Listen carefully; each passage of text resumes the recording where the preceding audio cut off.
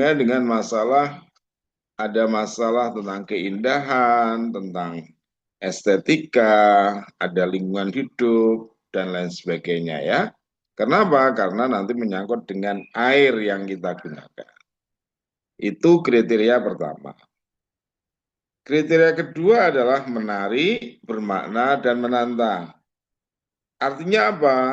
Artinya bahwa modul ajar dapat menumbuhkan minat belajar siswa serta melibatkan mereka secara aktif dalam proses belajar. Jadi anak-anak itu tertarik. Kita bikin modul ajar supaya anak tertarik. Nah, selain itu, modul ajar juga harus berhubungan dengan pengetahuan dan pengalaman yang dimiliki sebelumnya, sehingga tidak terlalu kompleks, tetapi juga tidak terlalu mudah untuk tahapan usia peserta didik, sehingga peserta didik dapat mencapai pembelajaran dengan baik. Jadi kriteria yang kedua adalah menarik, bermakna, dan menantang. Ya. Jadi menarik bagi siswa, memiliki makna bagi siswa, sekaligus bagi anak-anak ini juga menantang. Karena apa? Modul itu memang memberikan ruang bagi anak-anak untuk menelusuri hal-hal yang lain. Nah, kemudian kriteria yang ketiga adalah relevan dan kontekstual. Artinya apa? Bahwa kriteria modul itu adalah memiliki hubungan dengan pengetahuan dan pengalaman yang dimiliki oleh siswa, serta sesuai dengan konteks dan waktu, serta tempat di mana siswa itu berada. Jadi ada nilai-nilai relevan, ada kontekstual. Jadi kalau kita memahami bagaimana kita bersuci, maka ada relevansi dengan kehidupan nyata.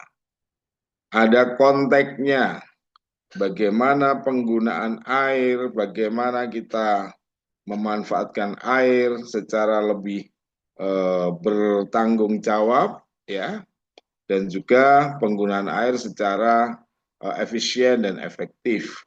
Bagaimana kita melakukan perlindungan pada alam, ya, supaya alam ini ekosistemnya betul-betul terjaga dengan baik, ya. Apakah itu di Jawa, di Sumatera, Aceh, dan seterusnya, sehingga sumber-sumber air itu terjaga dengan baik. Nah, kriteria yang berikutnya adalah kriteria yang keempat, berkesinambungan. Artinya apa? Ada hubungan atau keterkaitan alur kegiatan pembelajaran yang sesuai dengan fase belajar siswa, ya. Ada kesinambungannya, ya. Ada hubungan-hubungan alur. Sehingga materi itu tidak berdiri sendiri, ya. Modul ajar itu tidak berdiri sendiri, tapi ada kesinambungan dengan materi-materi sebelumnya. Nah, kriteria yang keempat adalah penyajian. Artinya apa? Dalam penulisan modul ajar, guru sebaiknya menggunakan bahasa dan visual yang sederhana, mudah difahami, dan disajikan secara baik dan menarik, ya. Jadi sajiannya menarik, ya, sehingga bisa dinikmati oleh adik-adik kita, oleh murid-murid kita dengan baik, dan mereka berminat sekali untuk mempelajarinya materi tersebut. Nah, kemudian yang terakhir atau yang kelima, kriteria modul ajar adalah kelengkapan. Artinya apa?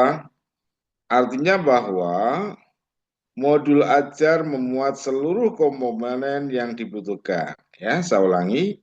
Artinya bahwa modul ajar itu memuat seluruh komponen yang dibutuhkan. Mulai dari informasi umum, capaian dan tujuan pembelajaran, serta rancangan-rancangan penggunaan lainnya sehingga betul-betul dilengkapi secara detail, ya. Ada kelengkapan secara detail sehingga para pengguna bisa memanfaatkan dengan sebaik-baiknya. Nah, adik-adik mahasiswa yang saya hormati, ya, ini terutama adik-adik mahasiswa tarbiyah, Kita harus memahami bahwa di dalam penyusunan modul ajar itu ada prinsip-prinsip dasar ya. Ada prinsip dasar yang jangan sampai diabaikan ya. Prinsip yang pertama adalah prinsip karakteristik. Ada karakteristik, ada kompetensi dan minat peserta didik ya di setiap fase ya. Jadi dalam konteks ini memang kita dihadapkan pada bagaimana materi itu punya karakteristik khusus ya, dengan kompetensi-kompetensi khusus sehingga nanti berpengaruh pada minat belajar peserta didik pada setiap tahapan-tahapan. Itu prinsip yang pertama. Prinsip yang kedua adalah ada perbedaan tingkat pemahaman ya, ada perbedaan tingkat pemahaman dan variasi jarak atau gap antar tingkat kompetensi yang bisa terjadi di setiap tahapan atau fase-fase itu. Jadi prinsip yang kedua adalah terjadi perbedaan tingkat pemahaman. Ada variasi gap atau jarak ya, sehingga peserta didik itu memang nanti tidak kesulitan di dalam memahaminya. Kemudian prinsip yang ketiga adalah melihat dari sudut pandang pelajar bahwa setiap peserta didik itu unik ya. Kenapa? Karena peserta didik adalah manusia. Sedangkan manusia adalah makhluk yang unik. Kenapa unik? Karena manusia itu bukan hanya benda hidup yang bisa bergerak, tetapi manusia adalah benda hidup yang memiliki potensi luar biasa. Kita punya 8 kecerdasan ya. Kita itu punya 8 kecerdasan yang menarik. Dan uniknya apa? Karena masa depannya juga sulit untuk ditebak. Nah, ini adik-adik jurusan tarbiyah ini nanti ke depan belum tentu jadi guru meskipun jurusan guru. Bisa jadi sebagian besar nanti menjadi guru, sebagian yang lain adalah menjadi orang-orang profesional di bidangnya masing-masing. Karena apa? Ini adalah bentuk keunikan peserta didik. Jadi peserta didik itu unik ya, unik. Dia sulit dideteksi ke depannya mau apa dan seterusnya dan seterusnya. Nah, prinsip dasar yang berikutnya adalah bahwa belajar harus berimbang antara intelektual, sosial, personal, dan semua hal tersebut adalah penting dan saling berhubungan. Jadi kadang kita punya intelektual yang bagus, tetapi kadang-kadang ada sebagian yang nggak bagus. Ada orang yang memiliki sosialita yang bagus, ada orang yang tidak begitu bagus sosialitanya. Nah, begitu juga dengan persoalan-persoalan personal ya. Ada orang yang persoalannya bagus, ada yang tidak terlalu bagus. Nah, kemudian prinsip dasar berikutnya adalah tingkat kematangan peserta didik ya. Bahwa tingkat kematangan peserta didik tergantung dari tahap perkembangan yang dilalui oleh seorang peserta didik dan merupakan dampak dari pengalaman sebelumnya. Saya nanti akan berikan contoh fikih di Madrasah Aliyah. Anak-anak Madrasah Aliyah ini memiliki ketergantungan yang berbeda antara satu dengan yang lainnya. Kenapa? Karena anak-anak juga punya perkembangan-perkembangan yang berbeda.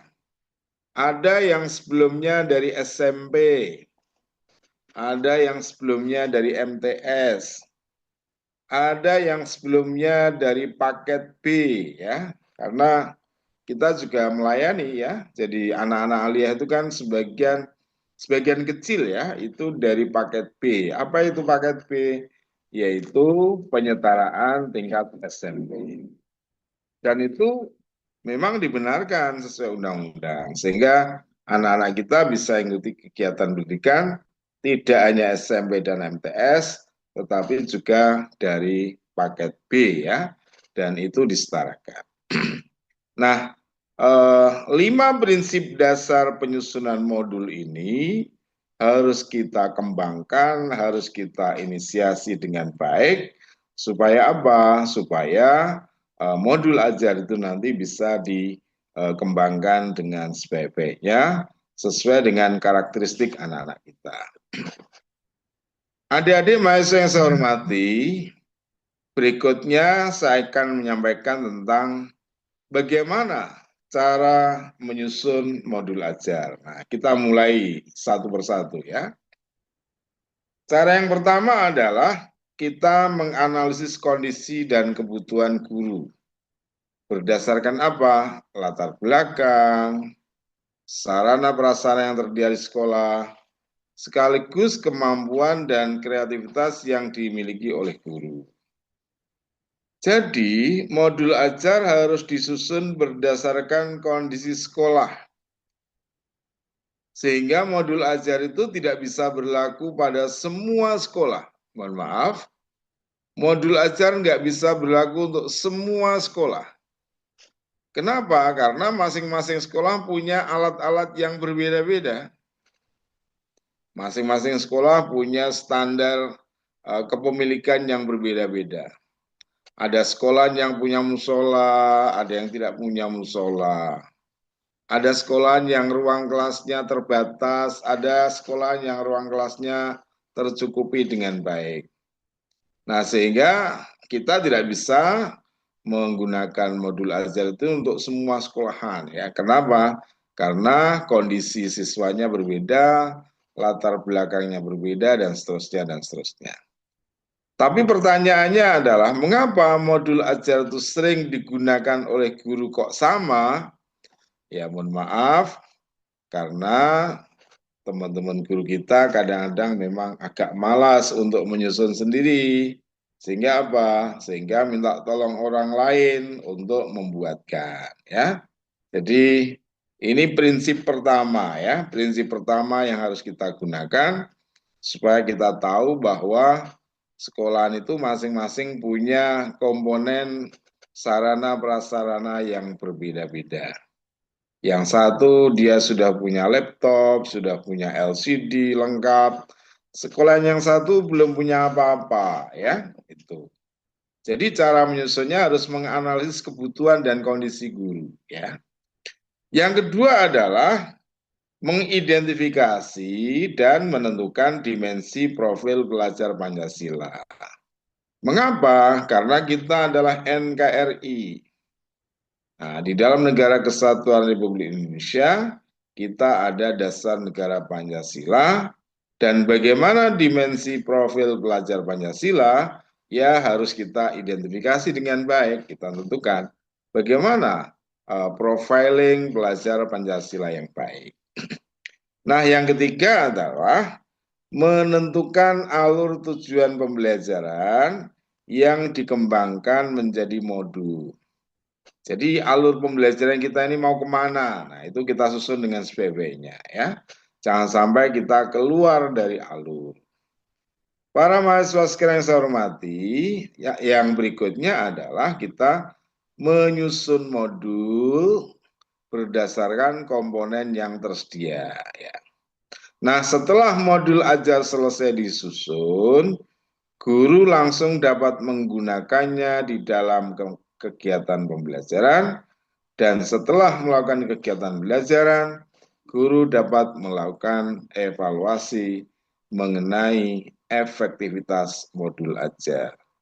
Jadi, modul ajar ini juga harus dievaluasi, apakah modulnya cocok atau tidak untuk diterapkan di sekolah tersebut atau di madrasah tersebut. Nah, sehingga seorang guru yang baik tentu akan menerima masukan dari teman-teman sesama guru atau masukan dari murid tentang apa? Tentang kondisi modul ajarnya. Apakah modul ajarnya masih relevan atau belum? Nah, itu harus diperhatikan semaksimal mungkin.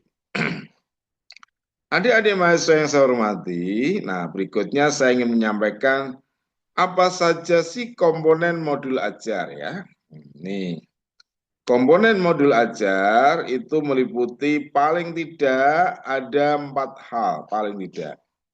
Yang pertama tentang informasi umum pelajaran, ya, diinformasikan pada publik informasi tentang pelajaran tersebut. Nah, kemudian yang berikutnya adalah capaian dan tujuan pembelajaran. Ya, kita sampaikan juga, ini termasuk komponen, ya.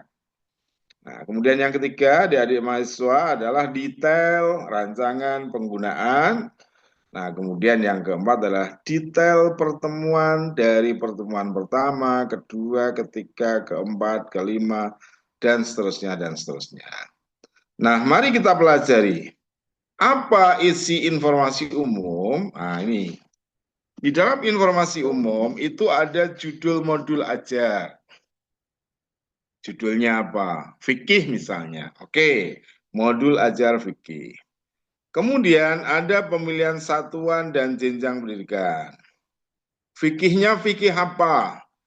Apakah MI, apakah sanawiyah, apakah madrasah aliyah? Nah, kemudian pemilihan fase dan kelas. Kalau MI kelas berapa misalnya? Apakah kelas 4, kelas 5? Kalau SMP, kalau MTS kelas berapa misalnya? Kelas 8, 9. Kalau aliyah kelas berapa? 10, 11, 12 ya. Nah, kemudian di dalam informasi umum itu juga ada pemilihan mata pelajarannya.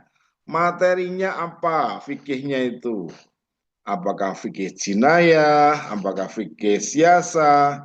Harus ada penjelasan-penjelasan dan pemilihan mata pelajarannya itu harus diambilkan dari kurikulum. Nah, setelah itu di dalam informasi umum itu ada deskripsi umum modul ajar. Diinformasikan secara umum modul ajar ini menyampaikan materi apa. Fikih misalnya, fikihnya fikih apa, jinayah misalnya. Nah, kemudian dituliskan juga identitas penulis modul. Yang nulis ini siapa?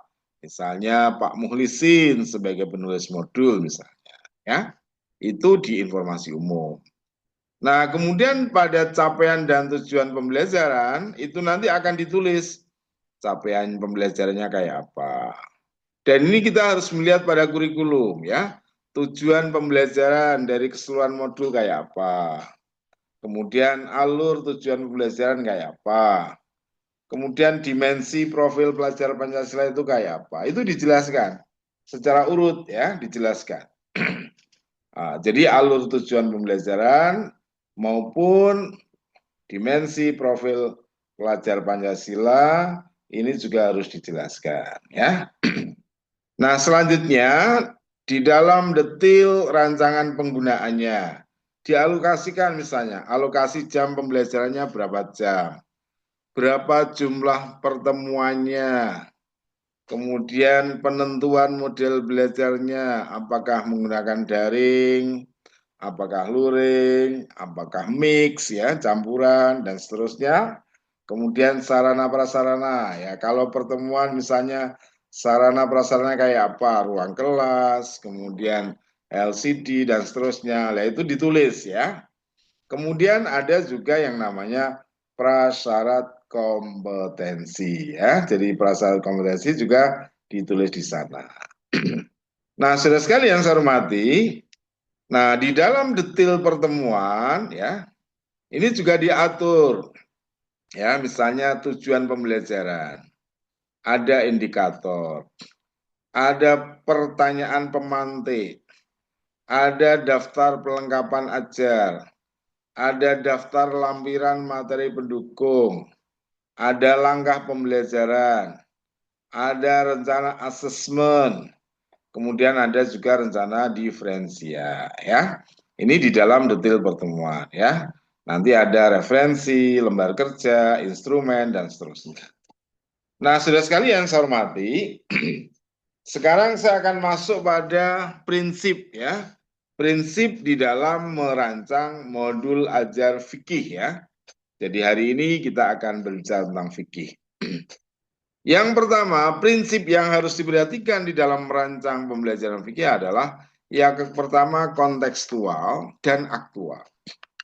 Jadi kontekstual dan aktual. Artinya apa? Artinya fikih itu memang bukan sesuatu yang mati. Fikih itu pelajaran yang dinamis, sesuai dengan perkembangannya. Misalnya kita berbicara tentang toharoh.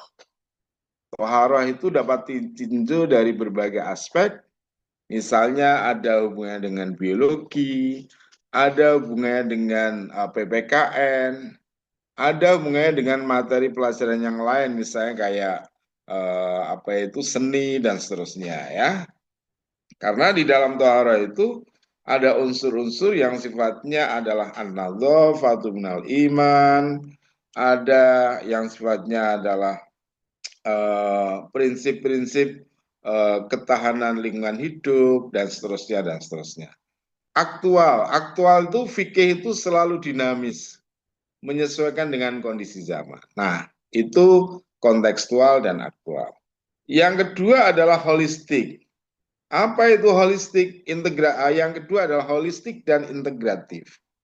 Apa artinya? Ya, artinya bahwa pembelajaran fikih itu harus dihubungkan dengan persoalan-persoalan kehidupan dan holistik, menyeluruh. Jadi kita tidak bisa parsial-parsial ya. Sehingga ini integratif dan holistik dan kita hubungkan dengan berbagai macam hal ya sehingga peserta didik nanti bisa berinteraksi fikih dengan sebaik-baiknya. Yang keempat adalah interaktif dan partisipatif ya di dalam menyusun modul ajar fikih ini harus interaktif. Interaktif di sini ada relasi yang baik antara guru dengan murid. Kemudian partisipatif di sini memungkinkan peserta didik berpartisipasi dengan sebaik-baiknya. Nah, yang kelima adalah berlandaskan nilai-nilai rahmatan lil alamin. Artinya apa?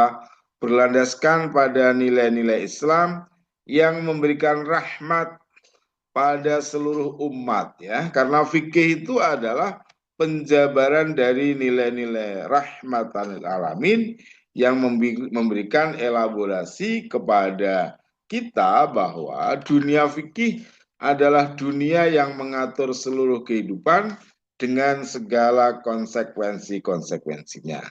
Nah, itu prinsip dalam ya, prinsip-prinsip dalam merancang modul ajar fikih. Nah, saudara sekalian, nah, sekarang struktur dan komponen modul ajar fikih.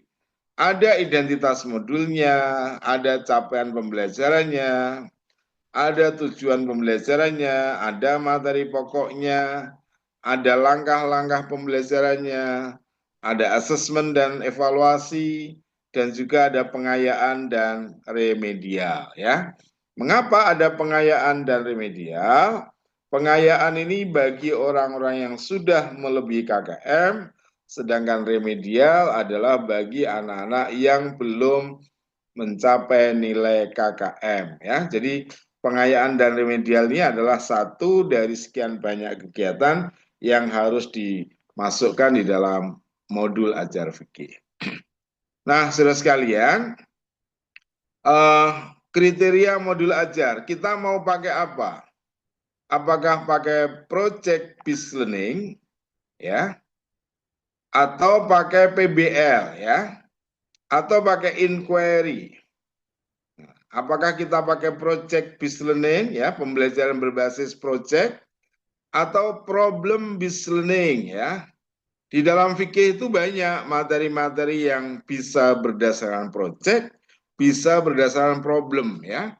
Ada masa ilul fikih, problem-problem fikih ya. Nah, kita harus sesuaikan dengan materinya ya. Nanti akan kita cek bagaimana modul ajar fikih ya. Apakah akan berdasarkan project ya?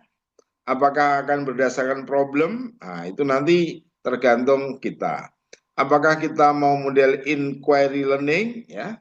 Apakah kita mau kolaboratif learning? Ya, nanti tergantung kita ya. Nanti kita bisa kerjakan sesuai dengan kondisi dari materi itu. Nah, sudah sekarang yang saya hormati, berikutnya adalah penilaian di dalam modul fikih ada tes tulis, observasi, portofolio, kemudian ada penilaian diri. Nah, ini secara umum seperti itu ya. Nah, adik-adik yang saya hormati, saya juga akan mengenalkan tentang konsep deep learning ya. Di dalam konsep deep learning ini ada 3 hal penting yang harus kita pelajari. Pertama ada keterhubungan antara konsep lama dan konsep baru. Kemudian yang kedua adalah pemahaman terhadap makna, ya, bukan sekedar hafalan. Kemudian yang ketiga adalah kemampuan menerapkan pengetahuan pada konteks kehidupan nyata. Nah, deep learning adalah pembelajaran mendalam. Nah, di dalam kemendalaman materi itu kita harus tahu konsep yang lama kayak apa, konsep yang baru kayak apa. Termasuk kita harus memahami makna, ya, bukan sekedar hafalan-hafalan. Hafalan boleh, karena tidak semua orang bisa menghafal. Hafalan itu bagus, tetapi dikembangkan. Bagaimana memahami makna yang ada di dalam hafalan itu. Nah, kemudian kita menerapkan pengetahuan pada konteks kehidupan yang nyata. Nah, di dalam deep learning ya, ini ada beberapa langkah ya. Kita perlu menganalisis kebutuhan, merumuskan tujuan pembelajaran yang berpikir tingkat tinggi, kemudian mendesain aktivitas pembelajaran, kita mengintegrasikan nilai dalam kehidupan konteks nyata, dan kita juga melakukan evaluasi dan refleksi secara mendalam. Nah, ini tentang deep learning.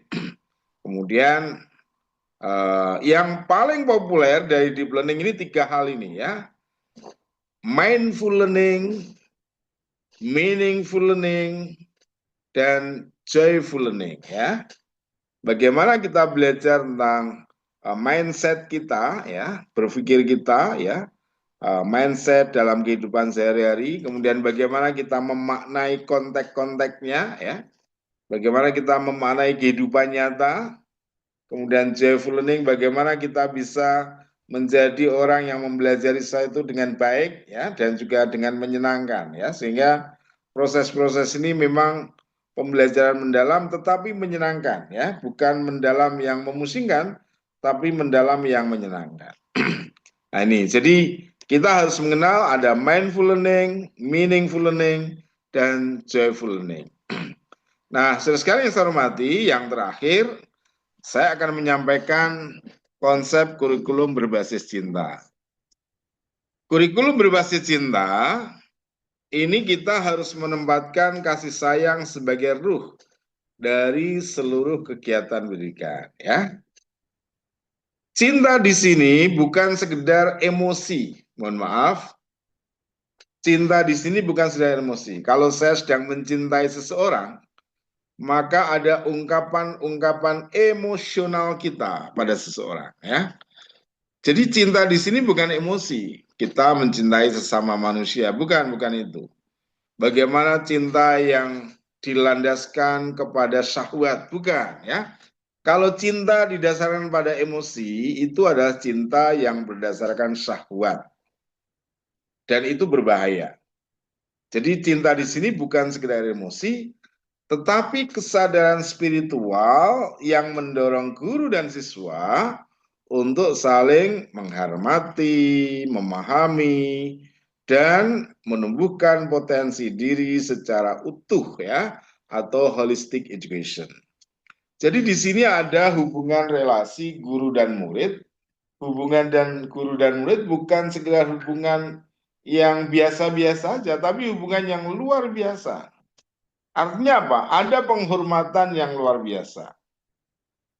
Jadi kalau ada kasus-kasus orang tua melaporkan guru, kemudian orang tua tidak terima dengan apa yang dilakukan oleh guru terhadap anak-anaknya, itu adalah bentuk anomali ya. Itu adalah anomali dari sebuah sistem yang tidak boleh dikembangkan. Jadi sekarang ini memang ada kecenderungan orang tua itu terlalu sensitif ya, terlalu sensitif mencermati perkembangan anaknya, dan anak-anak itu tidak diserahkan secara keseluruhan pada sekolah, tapi ya penyerahannya adalah setengah-setengah.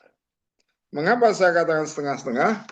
Karena memang masih ada guru-guru yang dilaporkan kepada sekolah, pada kepolisian dan seterusnya. Memang kalau gurunya sedang berbuat yang tidak baik, boleh dilaporkan ke, katakanlah ke kepolisian ya. Tapi kalau hanya sekedar misalnya gurunya mencubit siswanya, saya kira itu adalah persoalan yang tidak harus dibesar-besarkan ya. Misalnya yang dicubit misalnya bagian belakang ya. Nah, saya kira tidak ada masalah ini. Tapi memang kita ini sedang banyak godaan, ini banyak sekali eh, orang tua yang sensitif sehingga melaporkan pada kepolisian dan seterusnya. Kita sebagai guru memang harus hati-hati ya, karena sekarang ini semuanya serba viral, maka kita harus hati-hati. Jadi cinta di sini bukan sekedar cinta emosi ya, bukan sekedar syahwat. Lagi-lagi ini adalah cinta yang tidak didasarkan pada syahwat, tetapi didasarkan pada spiritual yang mendorong guru dan siswa saling menghormati, saling memahami, dan menumbuhkan potensi diri secara utuh ya. Dan ini adalah pendidikan yang sesungguhnya ya. Nah, saudara sekalian, bagaimana langkah-langkah pengembangan modul ajar berbasis cinta? Tetap yang pertama kita harus menganalisis kebutuhan peserta didik. Anak-anak ini kebutuhan kita ini apa? Anak-anak kita ini dari mana? Anak-anak kita ini kemampuannya kayak apa? Nah, yang kedua adalah merumuskan tujuan pembelajaran yang humanistik. Kemudian yang ketiga adalah mendesain aktivitas berbasis kasih sayang. Kemudian yang keempat adalah menggunakan bahasa yang menenangkan dan mengandung inspiratif ya. Kemudian penilaian yang menghargai proses bagaimana modul itu bisa menghargai proses-proses perkembangan. Adik-adik mahasiswa yang saya hormati, apa ciri-ciri modul berbasis cinta? Nah ini, modul itu dikatakan bisa berbasis cinta apabila satu, berpusat pada manusia dan spiritual. Jadi modul itu menjadi modul yang hidup. Dia dinamis, dia menyesuaikan dengan kultur dan estetika manusia, karena pendidikan pada dasarnya adalah kegiatan-kegiatan yang diikuti oleh manusia untuk kebaikan dan seterusnya. Yang kedua adalah menumbuhkan koneksi emosional. Jadi koneksi emosional di sini adalah hubungan bagaimana relasi antara guru, murid, dan relasi ini betul-betul dibangun dengan sebaik-baiknya, sehingga ada emosional yang bagus, bukan emosional yang tadi prinsip-prinsip syahwat dan seterusnya. Yang ketiga adalah menginspirasi untuk melayani sesama ya. Jadi modul, kemudian yang keempat, modul itu mendorong refleksi dan kontemplasi. Nah, yang kelima adalah modul itu berbasis kearifan lokal dan nilai-nilai aswaja. Apa itu aswaja?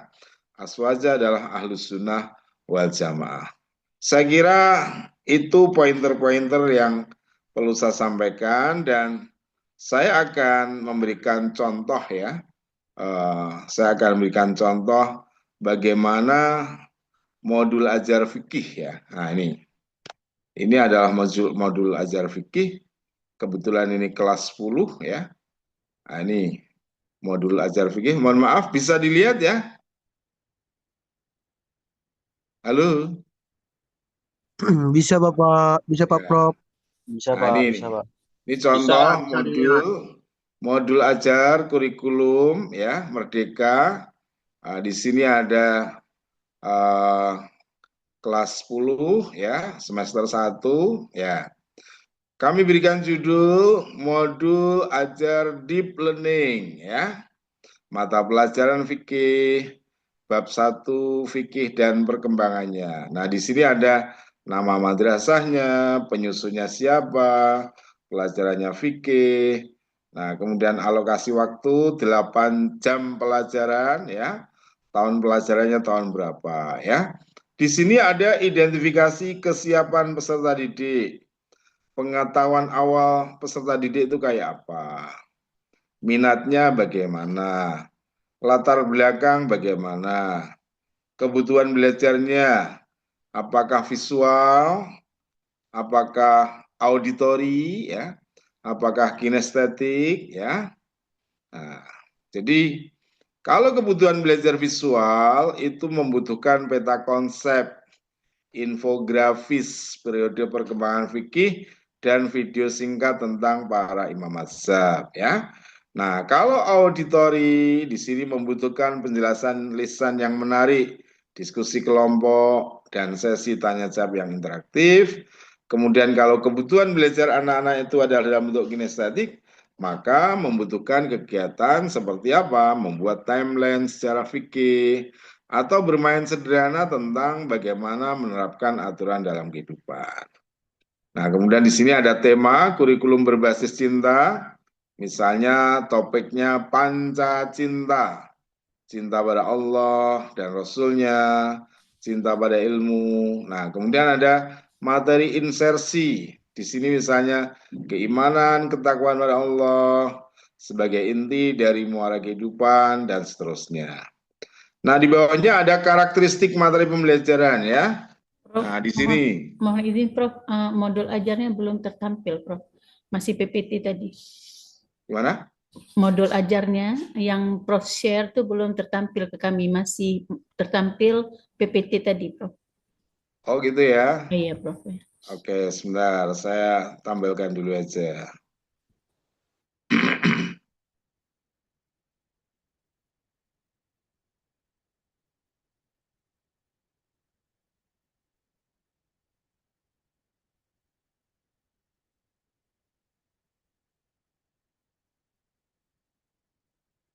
Oke, sudah kelihatan ya? Sudah Prof. Ya, ini misalnya tadi, mohon maaf saya ulangi ya, ada modul ajar deep learning, ya. Bab 1 fikih dan perkembangannya. Oke. Tadi kita sudah sampai masalah bagaimana anak-anak itu kebutuhan belajarnya, apakah visual, apakah auditori, apakah kinestetik, ya. Kemudian ada tema kurikulum berbasis cinta, ya. Karena ini adalah pesan dari Pak Menteri yang harus kita kembangkan. Di sini ada karakteristik mata pelajaran, ya. Misalnya di sini bagaimana jenis pengetahuan yang akan dicapai, mulai dari konseptual, prosedural, kemudian relevansi dengan kehidupan nyata peserta didik, bagaimana tingkat kesulitannya, bagaimana struktur materinya, bagaimana integrasi nilai dan karakternya, dan seterusnya, dan seterusnya. Nah, di sini ada profil lulusan, ya, dimensi profil lulusan. Ada keimanan, ada kewarganegaraan, ada penalaran kritis, ada kreativitas, kolaborasi, kemandirian, kesehatan, komunikasi, ya. Nah, di sini ada desain bulan. Dimulai dari apa? Capaian pembelajaran dulu misalnya. Nah, ini. Jadi di sini diungkapkan misalnya mohon maaf ya, capaian pembelajaran, ya. Di sini diungkapkan bagaimana pada tahap ini peserta didik diperkenalkan dengan berbagai persoalan yang muncul dalam pelaksanaan ibadah, misalnya baik yang klasik maupun di masa modern tentang pendapat ulama-ulama. Kemudian ada lintas disiplin ilmu, misalnya materi ini apa hubungannya dengan SKI, misalnya terkait dengan periodisasi. Kalau kita berbicara tentang periodisasi perkembangan fikih, berarti ada hubungannya dengan SKI atau sejarah kebudayaan Islam. Nah, apa hubungannya dengan akidah akhlak? Ini terkait dengan konsep ibadah, keikhlasan, akhlak sebagai buah dari makna fikih yang benar. Kemudian apa hubungan dengan pelajaran bahasa Arab? Misalnya, di sini ada istilah-istilah kunci, misalnya ubudiyah, muamalah, sinayah, kemudian munakahah, dan seterusnya. Nah, itu ada hubungan dengan materi-materi bahasa Arab. Nah, oke. Kemudian di sini ada eh, tujuan pembelajaran, ya. Pertemuan pertama, pertemuan kedua, pertemuan ketiga, kemudian pertemuan yang keempat. Termasuk jam pelajarannya juga diungkapkan di situ. Peserta didik mampu menjelaskan konsep dan ruang lingkup fikih sebagai manifestasi cinta pada Allah kepada hambanya 2 jam pelajaran. Pertemuan kedua, peserta didik mampu menganalisis periodisasi perguruan ilmu fikih pada masa Rasulullah, sahabat, sebagai bukti cinta pada syariat, 2 jam pelajaran. Sampai dengan pertemuan yang keempat, ya. Peserta didik mampu menjelaskan hakikat, prinsip, dan tujuan ibadah sebagai puncak ekspresi cinta pada seorang hamba. Misalnya ini 2 jam pelajaran. Nah, di sini ada 9 indikator, ya. Nah, indikatorlah inilah yang mau ditarget di dalam pembelajaran ini. Satu, misalnya menjelaskan pengertian fikih. Yang kedua, mengidentifikasi 4 ruang lingkup utama fikih. Yang ketiga, menganalisis karakteristik tasyrik, ya, pada periode Mekah dan Madinah. Menjelaskan peran sahabat dalam perkembangan fikih pasca wafatnya Rasulullah. Kemudian mengidentifikasi para imam mazhab, menjelaskan sebab-sebab munculnya prioritas taklid, menjelaskan pengertian ibadah mahdhoh, ghairu mahdhoh, prinsip-prinsip ibadah dalam Islam, kemudian tujuan utama ibadah dalam Islam, dan seterusnya. Pertanyaannya adalah, indikator ini dicari dari mana atau diambil dari mana? Indikator ini adalah diambil dari dokumen kurikulum, ya. Jadi ini diambil dari dokumen kurikulum. Maka kita di dalam menyusun bahan ajar tidak boleh lepas dari dokumen kurikulum. Kemudian iklim budaya madrasah, misalnya kita tulis menciptakan suasana kelas yang hangat, di mana setiap pertanyaan dihargai sebagai wujud cinta pada ilmu, membiasakan, memulai dan mengakhiri pembelajaran dengan doa, mendorong budaya diskusi yang santun dan saling hormati, dan seterusnya. Nah, kemudian topik pembelajaran, memahami aturan agama sebagai bentuk kasih sayang Allah. Kemudian di situ ada kerangka pembelajaran. Nah, di sini mulai ada praktek pedagogik, ya. Mulai ada praktek pedagogik, ya. Misalnya model pembelajarannya apa? Kita mau discover learning. Nah, di sini ada pendekatan deep learning, mindful, meaningful, joyful learning, ya. Mindful, mengajak peserta didik merenungkan hikmah di balik setiap aturan fikih, ya. Meaningful learning, menghubungkan konsep fikih dengan kehidupan sehari-hari, ya. Menunjukkan bagaimana aturan Islam memberikan solusi dan ketenangan dalam hidup. Kemudian joyful learning, bagaimana menggunakan metode diskusi, media visual, dan kuis interaktif agar pembelajaran lebih menyenangkan, ya. Nah, kemudian metodenya kita mau pakai apa? Misalnya ceramah, atau diskusi, atau jawab, atau presentasi. Di sini juga ada strategi pembelajaran berdiferensiasi, misalnya. Mau pakai diferensi konten, diferensiasi proses, mau pakai diferensiasi produk. Bisa menggunakan salah satunya, bisa menggunakan ketiga-tiganya, ya. Oke. Kemudian, saudara sekalian, di sini juga kita tulis kemitraan pembelajaran, mulai dari lingkungan sekolah kayak apa, lingkungan luar sekolah kayak apa, kemudian mitra digital, ya. Mengapa mitra digital? Kita bisa mengajar, kemudian kita upload ke YouTube, ke TikTok, ke IG, dan seterusnya, dan itu sangat bermanfaat. Jadi kalau pembelajaran kita ini masukkan di TikTok, bagus, dimasukkan di IG juga bagus, karena apa? Itu adalah sebagai mitra digital. Nah, kemudian kita tentukan juga lingkungan belajar. Ada lingkungan belajar ruang fisik, ada lingkungan belajar ruang virtual, ya. Ruang fisik tentu di kelas, ya. Kita mau pakai model apa duduknya? Apakah model letter U atau model yang lain? Kemudian ruang virtual misalnya kita pakai Google Classroom, pakai WhatsApp, atau pakai sarana media sosial yang lain. Termasuk kita juga harus mewujudkan budaya belajar. Nah, kemudian pemanfaatan digital. Nah, ini harus kita kembangkan.